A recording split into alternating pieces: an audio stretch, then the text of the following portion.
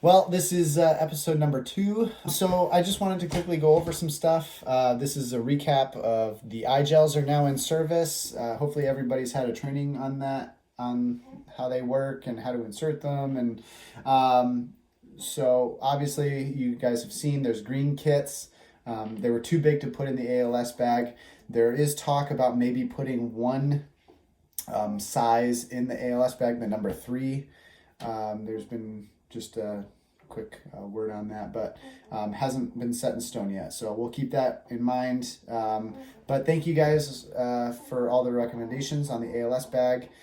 It kind of went as planned. We did the initial change of the ALS bag, put it into service. I've got probably 5 or 6 recommendations on where to move things, and we made the changes. And then when we put the eye gels in service, that's when we made the final change. And you'll see those changes reflected on the cards. I printed and laminated new cards for it as well. So thank you.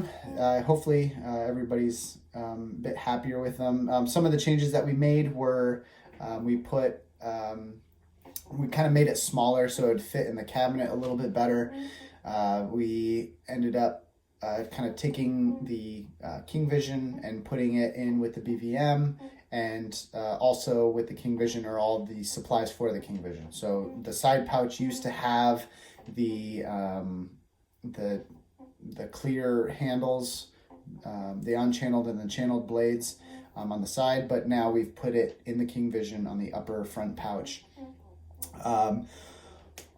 So we'll actually go through that bag in just a second, just to make sure that we're all clear on where things go now. Again, the lists are there, and you should see all the items in the kits. So yeah, so again, thank you. It's been working well. I've heard a lot of positive feedback, and gotten a lot of phone calls saying like, hey, we like it, and so thumbs up. Awesome. The next thing was IV kits. I've noticed that some of the IV kits, the 28 and the 32 French nasal airways, have been getting pulled out. If you check your bag, make sure there is a itemized list of what's supposed to go in your IV kit. It's supposed to be somewhere in that kit. If it's not, go down to the supply room. They're there. Stick them in there, and on that supply list there's 28 and 32 French. That was part of the upgrade, was adding those 2 items to the zippered side pouch of the IV kit. So if you don't have that, restock it. A little heads up on the backup kits. You'll notice that they are now sealed. We gave you guys a month to become familiar with what's in there. Again, these are items that were the backup kits were initially items that were redistributed from the New York State bag, but then it became bags that would be needed in case you run another full arrest. So for example, in the backup med kit, there's 5 epi, the 1 to 10,000 setups, and then the airway has extra tubes and a tube holder. So that'll at least get you started on your full arrest while you wait for a backup crew. Your second full arrest. To reseal those bags, if you do happen to have to go into those bags, the reseal process is there's a list with dates on it. Go through the list, write in the dates after you restock it, and then when you go to retag it, ask somebody to get the tags out, log it. The kits are all numbered, so just go airway number 8, tag it, and then on the back of the tag, if you can write the expiration date on the tag, that kind of helps us know, or helps me know, when we need to start breaking open when we need to break open the bags. So let's see. Again, they really shouldn't be used often. But also keep an eye on those expiration dates if you're really feeling ambitious. That'll also help out. The ALS bags, now that I'm thinking about it, the ALS bags also have a tag on them.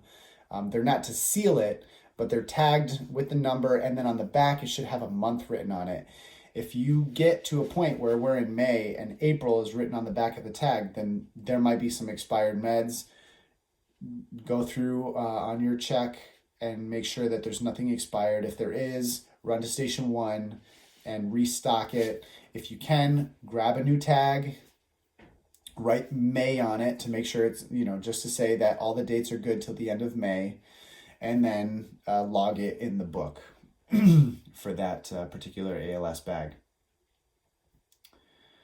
Common trends that we're still seeing some items that are overstocked. Most of the trends that we're seeing on overstocking is items that we use on a regular basis, and probably items that people don't want to go down to the storeroom to restock, which is kind of a bad excuse to overstock.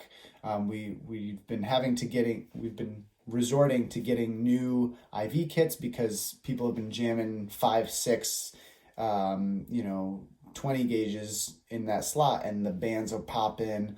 It's getting overstuffed, so the zippers are breaking. So don't overstock it. There's more than enough needles there. Now we have even easier access to the ALS bag. You can use those needles.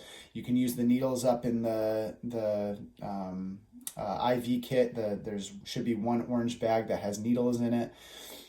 So there's more than enough needles in the ambulance. Don't be lazy. Just leave what's supposed to be in there. I've found myself pulling tons of supplies out that have been overstocked, and it's just repetitive and it's getting annoying. So don't overstock your ambulance. I've noticed this also with nasal clamps. I don't know how many bloody noses you guys have been getting, but I walked into an ambulance. There were like 7 or 8, nasal clamps, and honestly, it's kind of a waste.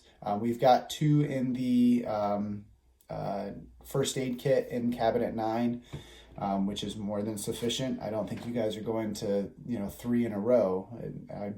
Let me know if that happens, and we'll talk about putting more in, but it's kind of a waste because they'll get knocked off, they'll drop on the floor, they'll get pushed around. It's just, they don't need to be in there. Just leave the 2 in the first aid kit. If you have any complaints about that and you want more, talk to me about it, but don't just start randomly throwing stuff throughout the ambulance. As far as I know, those were the only 2 big complaints, but otherwise, really focus on your bags. The ALS bags should be checked every morning. If you're coming in the night and you don't trust the crew that had the bag before you, you should be going through that bag.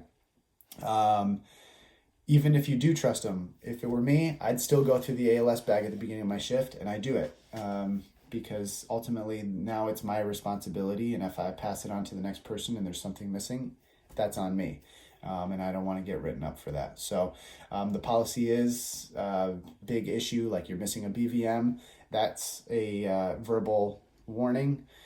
If it happens again within such and such a time, that'll be a written warning. If it happens again, it could potentially lead to a suspension, and we don't want that to happen. So just do your due diligence. Don't be lazy. Check your bags. It takes me maybe 4 to 5 minutes total to go through the entire bag, including your scope check and your glucometer check and the laryngoscope battery check.